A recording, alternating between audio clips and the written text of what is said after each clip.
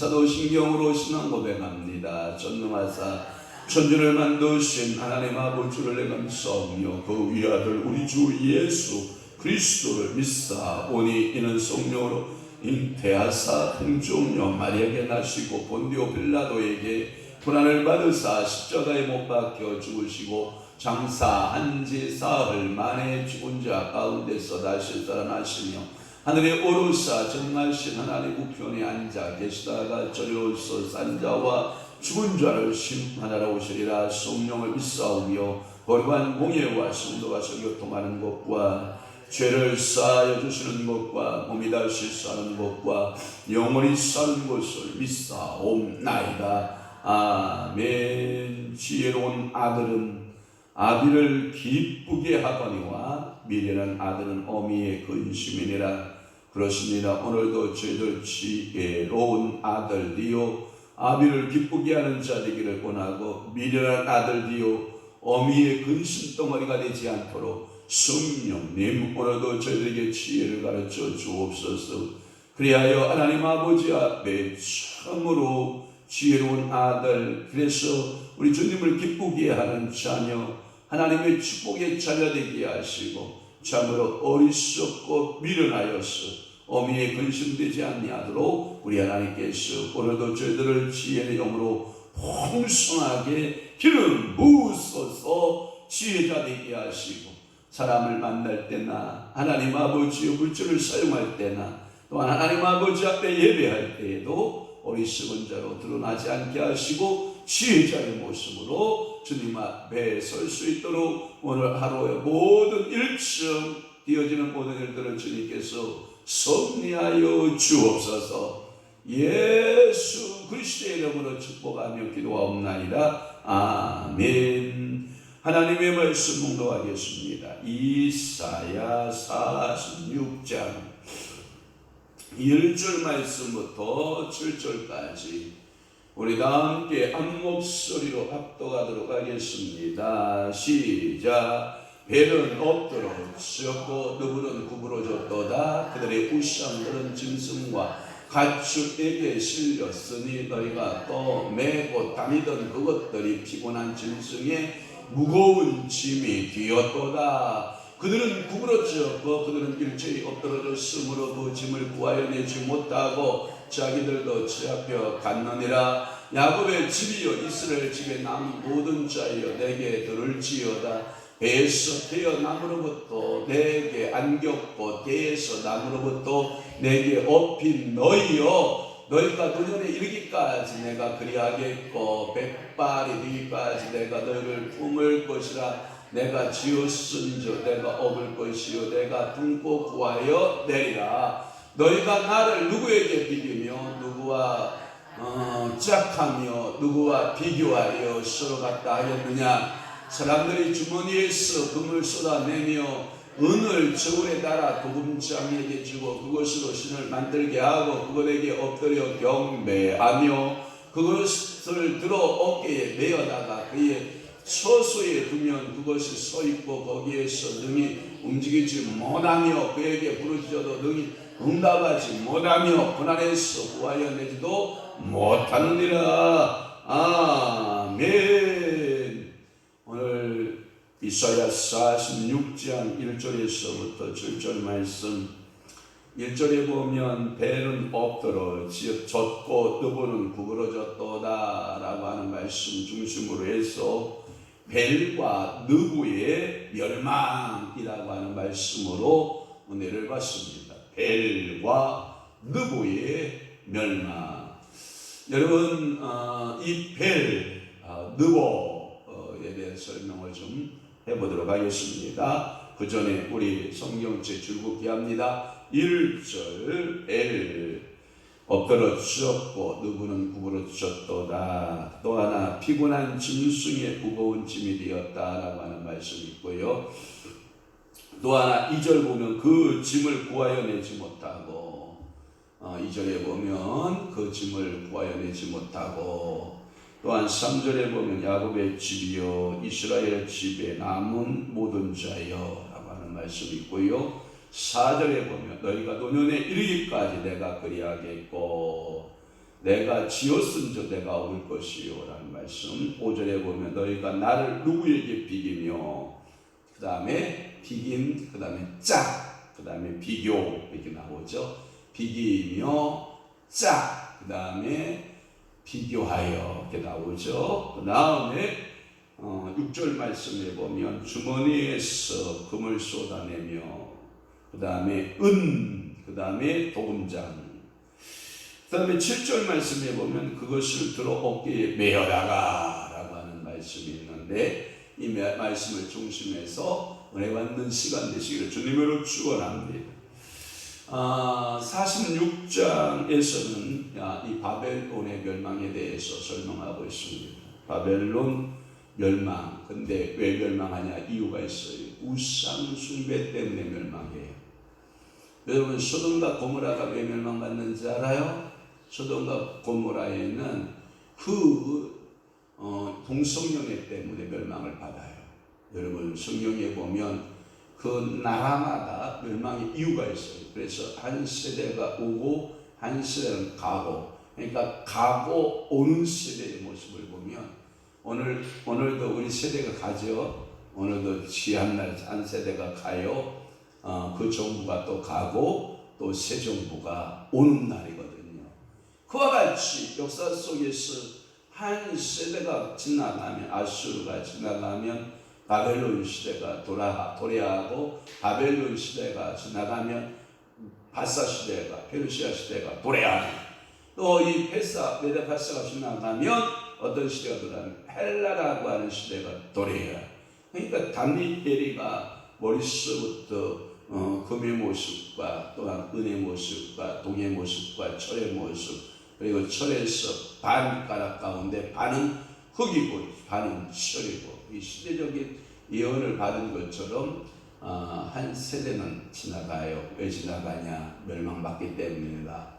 그 이유가 있어요. 멸망의 이유가 있었는데 바벨론은 우상이 멸망. 그래서 47장은 바벨론은 멸망했다라고 하는 거고요.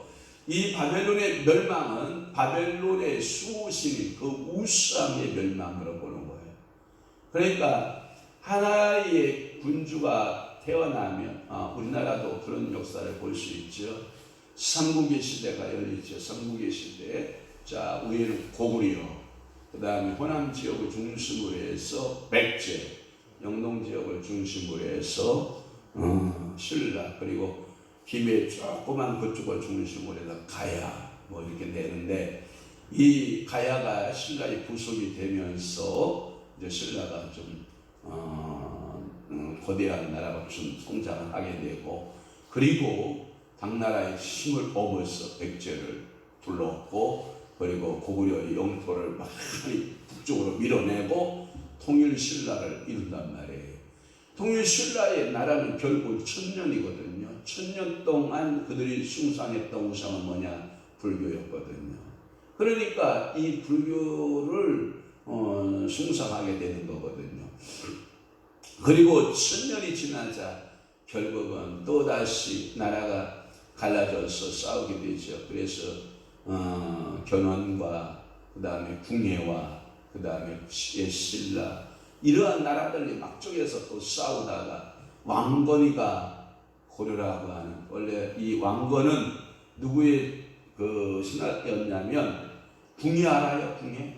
예, 궁예의 신하였는데 궁예로부터 이제 인정함을 받고 이렇게 나라가 키워져 나가고, 고려 시대가 열리면서 종교를 또 바꾸고, 종교를 또 불교로 이게 또 다시 등에 업게 되고, 또 이 고려 시대 500년 역사가 지나면 태조 이성계와 정도전, 삼봉 정도전이죠. 정도전을 통해서 우리 조선 시대가 열리고, 야, 우리 1500년 동안 불교 숭상해봤다. 나라꼴이 잘 되지 않는 것 같다. 그래서 숭유, 그러니까 유교를 숭상하고 불교를 억제하는 숭유 불교 정책을 쓰면서 결국은 조선이라고 하는 나라의 근간을 유교 정치로, 조상 숭배로 바꾸어가게 되는.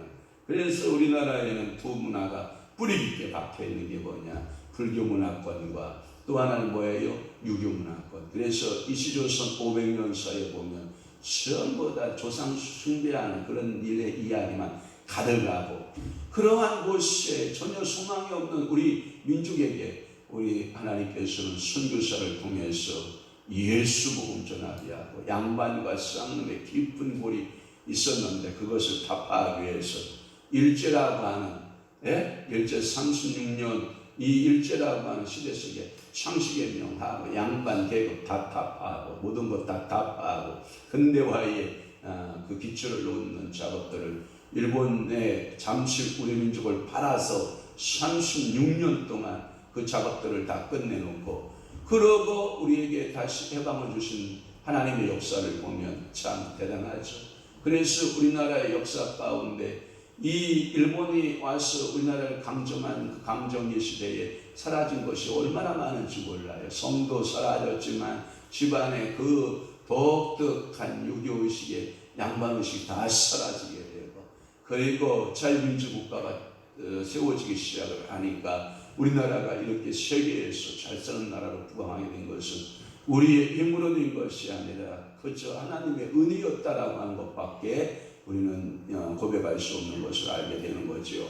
그렇습니다. 이 바벨론의 멸망은 바벨론의 수호신의 그 우상의 멸망으로 보는 것이 좋아요. 그러므로 그 우상의 멸망을 앞세워 예언하는 것이다. 이사야는 그 예언을 이행하는 것이죠. 그래서 46장 1절에서 2절은 벨과 느고의 멸망, 그 다음에 3절에 7절 말씀에 보면 그 멸망에 비추어 이스라엘에게는 참 하나님이신 여호와 하나님만을 의지할 것을 권유하고 있고, 그러면 여러분 모세의 시대까지, 제가 성경을 쭉 여러분들 읽어보면 알겠지만 모세의 시대까지 이 하나님, 그래서 아브라함과 이삭과 노아, 그 다음에 노아, 모세, 그 이후에 그 이전에 모세를 기점으로 해서 호렙산에서 하나님을 만났을 때 모세가 묻지요. 당신은 누구입니까?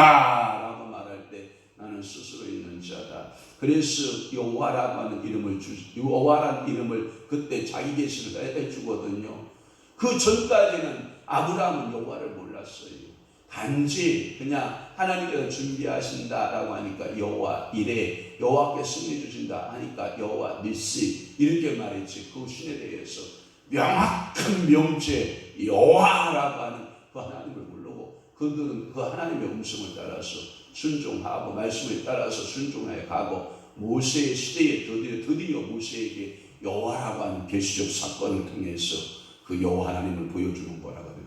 그러니까 오늘도 그 계시적 사건이 다 구약의 백성들은 그 여호와 하나님에 대하여 오실 여호와 하나님에 대해서 메시아 오실 하나님에 대해서 믿었고, 우리는 뭐예요? 이미 2000년 전에 오신 메시아 오신 여호와 예수 그리스도를 믿음으로 우리는 구원을 얻어요. 그러면 예수 그리스도가 오시기 전에 구원의 방법도 뭐고? 믿음이고, 오신 이후에 구원의 방법도 뭐예요? 믿음이고, 구약의 백성들은 오실 메시아를 바라보고 그리고 그 믿음으로 죽었기 때문에 구원받고, 우리는 오신 메시아를 뒤로 희상하며 바라보고 믿기 때문에 우리는 구원을 받은 줄로 분명히 믿습니다. 그러니까 구약의 구원의 방법이나 신약의 구원의 방법은 동일하다. 그것은 뭐냐? 하나님께서 전적인 은혜로 우리를 믿음을 주셔서 그 믿음으로 말미암아 구원을 받은 것을 우리는 알 수 있어요. 그러면 자 1절 푼 데까지 풀어보고요. 못 풀면 내일 시간 풀게요. 자 1절에 벨은 어떠하고 엎드러졌고 라고 하는 거예요.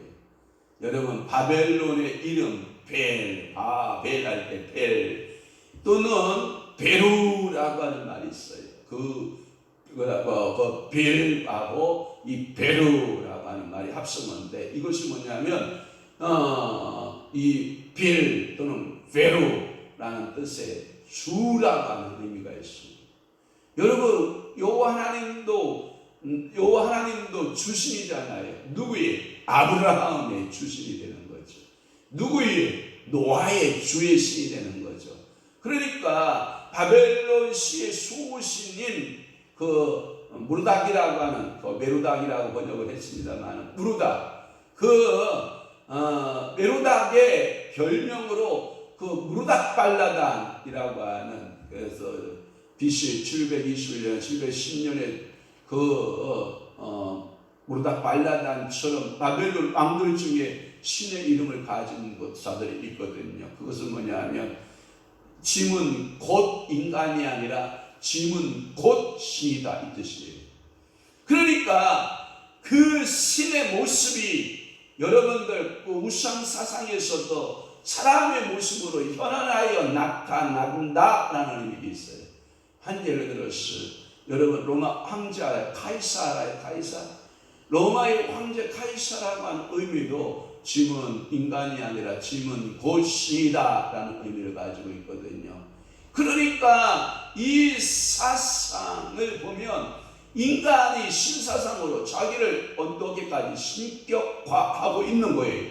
그러면 오늘날 여러분 21세기를 넘어가서 살아가고 있는 우리의 현대에도 이 인간이 신이 될 수 있는 나라가 존재하고 있다는 거예요. 우리 휴전선 알아요? 휴전선을 기점으로 해서 155마의 휴전선을 기점으로 해서 이 남한은 하나님이 주인이 되시고 예수 그리스도가 주인이 되는 사람들이 많이 나가 있지만, 북한은요 누가 주인인지 알아요? 김일성 3부자.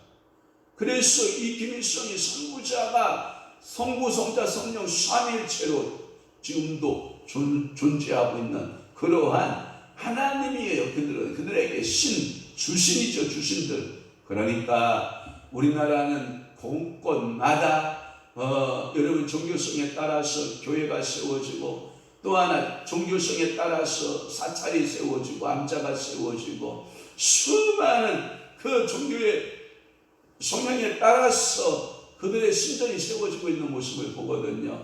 그러니까 우상을 숭배하는 사람들은 뭐예요?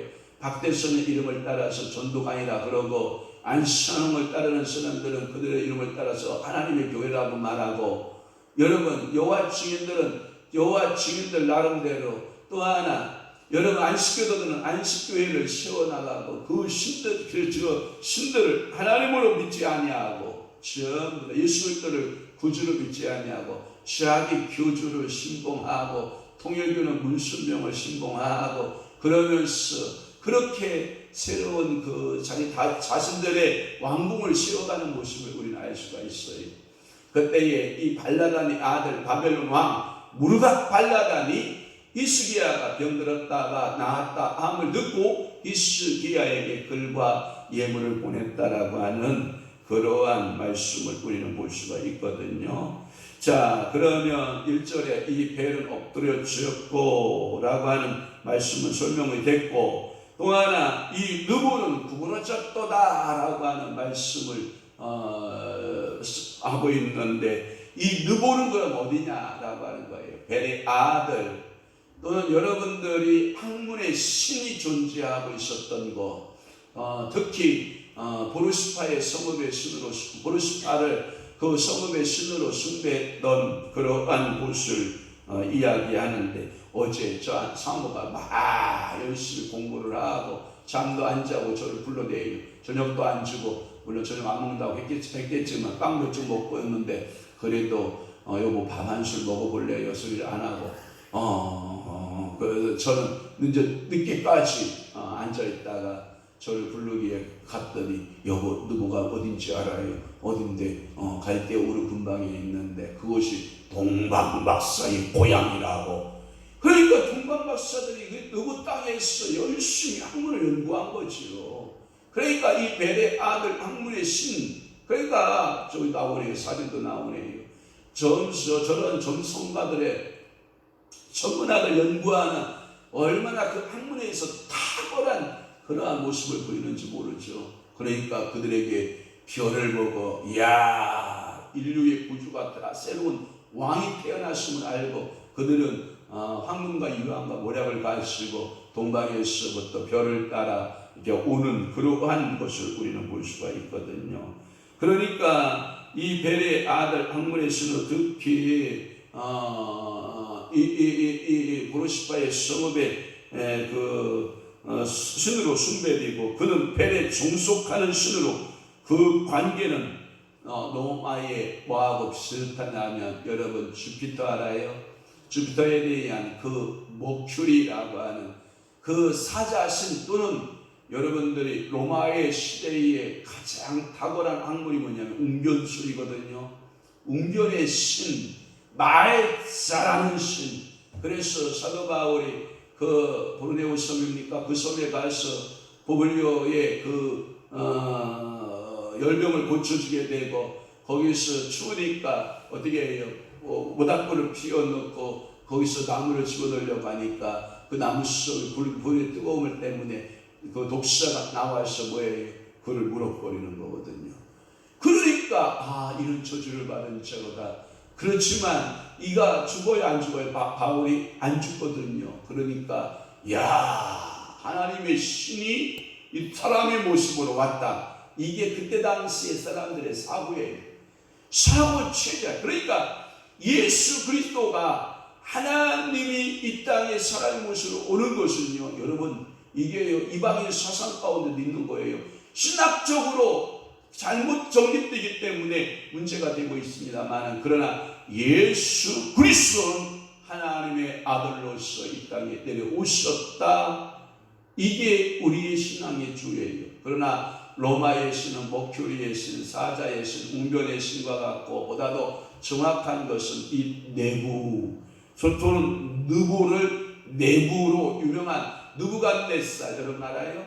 그때 느부갓네살이 605년에서 562년 이 죄의 기간에 이 이름에 이 신의 이름을 남아 있는 것을 우리는 알 수가 있어요. 그래서 벨과 느부는 바벨론의 이 이대의 신인 고레스군의 공격에 엎드러지고 구부러졌다 라고 하는 말씀을 제가 여러분들에게 말씀을 드리고, 또 하나는 뭐냐, 피곤한 짐승에 무거운 짐이 되었도다. 이 말은 뭐냐면 바벨론이 함락되었을 때 수많은, 여러분 이게 뭐냐면 약탈을 하게 되면, 전쟁에 여러분들이 나가서 승리를 하게 되면 뭐가 생기냐면 전진물이 생겨요. 그래서 상대방의 세력들을 다 물리치고 세력들을 다 파괴하게 되면 그들이 무장하고 있었던 갑옷부터 시작을 했어. 그래서 옛날 사람들은 참 잔인했던 것 같아요. 깍두기를 싹 벗겨서 그냥 시신을 그냥 대충 파고 다 묶고 그 사람이 가지고 있던 의복부터 시작해서 머리부터 발끝까지 싹 벗겨서 전진물로 가지고 오거든요. 그러니 한번 전쟁에 나가서 1, 2만 명이 죽는 게 아니잖아요. 수십만 명이 죽어나가잖아요, 이 전쟁사에서. 그러니까 그것을 어떻게 해요? 이 전진물 전쟁에 나가서 승리하고 그 옷을 벗기고, 성경에도 그 어머니 이야기가 나오잖아요. 이야, 우리 아들이 전쟁에 나가서 그 합정 비싼 채색옷을 지금 그 준비하고 오는가 보다. 어머니가 그렇게 아들을 기다려도 그 아들은 이미 전쟁에 나가서 죽어버린 사실을 알고 있잖아요. 사랑하는 성도 여러분, 우리는 이 무거운 전진물, 전쟁의 전진물을 짐승들이 다 실었으니 이 짐승이 피곤해요, 안 피곤해요? 피곤하다는 거예요. 제가 언젠가 5월 5일날 여러분 보세요. 여러분 다 탔죠. 쌀기로 사러 저실었죠. 여러분 또 하나 나물 뜯어서 막 발 밑에까지, 여러분 정말 발 하나도 드러내지 못할 정도로 막 나물 뜯고 막 해서, 여러분 그 카니발에 다 쳐실으니까 카니발이 피곤해요, 안 피곤해요? 피곤한 것처럼 여러분 이게 피곤한 짐승의 무거운 짐이 되었다라고 하는 것을, 전쟁에 나가서 수많은 전진물을 가지고 돌아왔다라고 하는 거예요. 그래서 바벨론이 함락되었을 때에 수많은 바벨론 땅에 있었던 귀한 각종 보석, 금은 보석, 옷 종류, 그들의 신전에서부터 뺏어온 이 벨과 느부를 위하여 바벨론의 우상들이 정복자에 의해서 짐승에게 실려 운반되어가는 모습을 가리켜 한 말이다. 그러니까 이 신은 참신이다, 거짓신이다? 거짓신이다. 여러분 이 행동을 누가 했는지 알아요? 여러분들이 엘리 제사장 때에 여러분들이 엘리의 두 아들이 전쟁에 나가서 하나님의 법궤를 가지고 나가면 승리할 줄 알고 그 미신적 행위와 같이 법궤를 의지하여 전쟁에 나가 블레셋과 싸운다고요. 그런데 하나님은 그들의 심보를 보신 거예요. 그들의 신앙 상태를 보신 거예요. 하나님의 법궤는 거룩함인데 거룩한 생활을 하지 못하는 자들이 그 법궤를 메고 나가서 싸운다고 해서 하나님이 승리를 주지 않거든요. 그래서 법궤가 블레셋에 빼앗겨 버린다고요. 이리 치고 저리 치고 법궤가 이 집에도 갔다가 저 집에. 그러니까 블레셋 땅에서 아주 애물단지가 돼버리고 말아요. 그래서 블레셋 사람들이 생각하기를, 야, 베스메스의 소 2마리, 전나는 암소 2마리에다가 수레를 만들고, 그리고 거기에다가 번제를 드려야 될 쥐 모양의 형상을 가진 우상들을 만들어서 거기다 예물을 집어넣고, 거기에 베스메스를 향하여 소가 암소 2마리가 끌고 가도록 해서 베스메스에까지 법궤가 운반되어가는. 그러니까 여러분 하나님의 법궤는 소로 운반하게 되어 있지 않아요. 뭐로 되어 있다고요? 사람이 메고 가게 되어 있어요. 왜냐하면 하나님은 인격이 하나님이기 때문에, 하나님이, 그래서 여러분들이 성원 운반, 하나님의 말씀이 운반되어져 가는 것은 당신의 사역자 거룩한 말씀이 지금도 저를 통해서 운반하여 여러분들에게 전달되어 가고 있잖아요. 이것은 하나님의 사람들이 하는 행동이었거든요. 그런데 그 이방인들은 자꾸 수레에 태우는 행동을 해요. 그 말의 의미는 뭐냐? 너희 신은 살아있는 신이 아니라는 뜻이거든요. 너희들이 섬기는 그 우상들은 참신이 아니시다. 오직 누구만이 참신이다. 너희 어깨에 매는 여호와만이 참신이다. 오늘도 여러분, 그래서 예수님께서 이런 말씀하셔요. 누구든지 나를 오려거든 자기를 뭐하고 부인하고 자기 십자가를 뭐예요? 지고라고 할 때 그게 뭐냐? 내가 하나님의 자녀가 되는 조건이 뭐냐? 십자가 지는 삶이죠.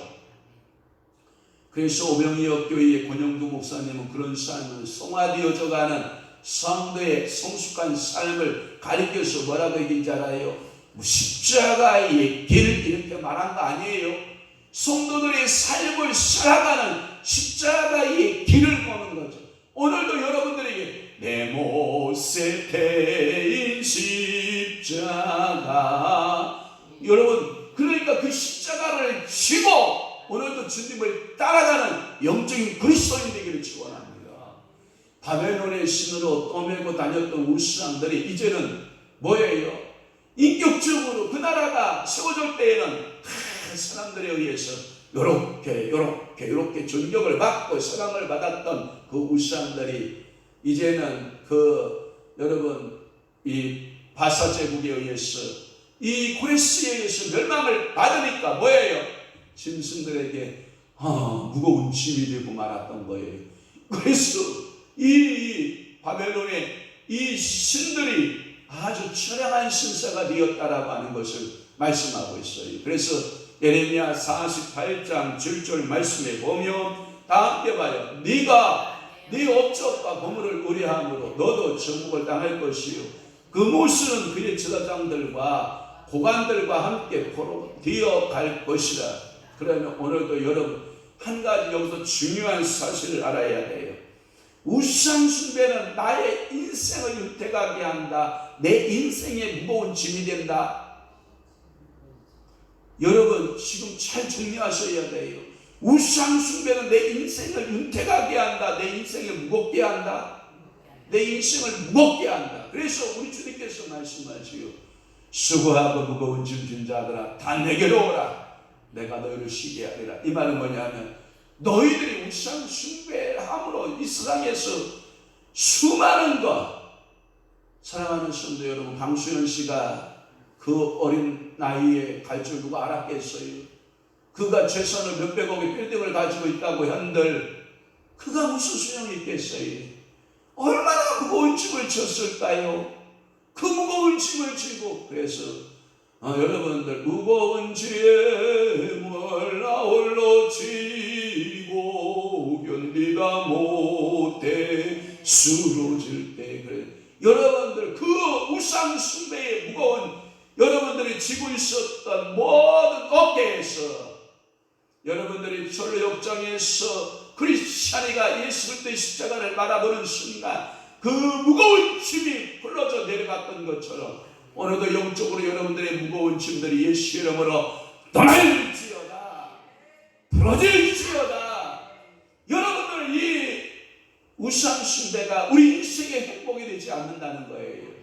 그러면 목사님 다 필요 없다는 거예요? 염세주의로 살아야 된다는 거예요? 아니에요. 여러분들이 하나님보다, 주님보다, 성령 하나님보다 더 돈을 사랑하고 있다는 그 돈의 짐을 지고 있는 것이고, 여러분들이 이 땅에 어떠한 쾌락이, 어떠한 기쁨이, 어떠한 학문적인 충족이, 학문적인 어떠한 풍요가 여러분들에게 짐이 되었다고 하면 그 짐을 어떻게 해요? 다 주님 앞에 내려놓고 여러분들이 수고의 짐들을 내려놓고 마지막 내 인생의 죽음을 통하여 내려놓는 것이 아니라 그 때가 이미 늦으니 행복을 느낄 수 없거든요. 그러니까 여러분들은 이미 이 사실을 알았기 때문에 바벨론의 벨은 엎드러졌고 누구는 구부러졌기 때문에 그 바벨론의 수많은 우상들을 무거운 짐이 돼서 짐승들을 피곤하게 하는 이 모든 짐들을 주님 앞에 이 새벽에 다 내려놓고 여러분들이 춤을 얻고 평안 얻는 귀한 성도 되시기를 주님으로 축원합니다. 오늘 겨우 이사야 46장 1절 배를 풀고 너구를 풀고 피곤한 짐승의 무거운 짐 풀어서 시간 다 갖고 내일 아침부터 2절 말씀 풀고 은혜 받는 귀한 성도들 다 되시기를 주 예수 이름으로 축복합니다. 주 예수 이름으로 축원합니다. 기도하겠습니다. 좋으신 아버지 하나님, 우상 숭배는 벨과 누구와 같이 멸망받는다라는 사실들을 깨닫게 해주시오니 감사합니다. 오늘도 우리의 성 가운데 벨과 누구가 주신이었다고 하면 주님 앞에 철저히 회개하고 돌아서고 이제는 벨과 누구는 우리의 주신이 아니라 세상은 우리의 주신이 될 수 없으며 오직 만군의 여호와 하나님만이 우리의 참 하나님이심을 믿고 그렇게 신앙 고백하며 믿음으로 승리하여 살아가는 아름다운 성도들 다 되도록 은혜 베풀어 주옵소서. 이제는 우리 주 예수 그리스도의 은혜와 하나님 아버지의 극진하신 사랑하심과 성령님의 감화 교통 내주 위로역사 충만하시니 이제는 우상 숭배에서 벗어나 오직 여호와 하나님만을 섬기고 믿음으로 승리하여 살기로 결심하고 각오하는 사랑하는 성도들 귀한 심령 위에와 교회 위에 이제부터 영원토록 함께 있을지어다. 아멘. 우리 주여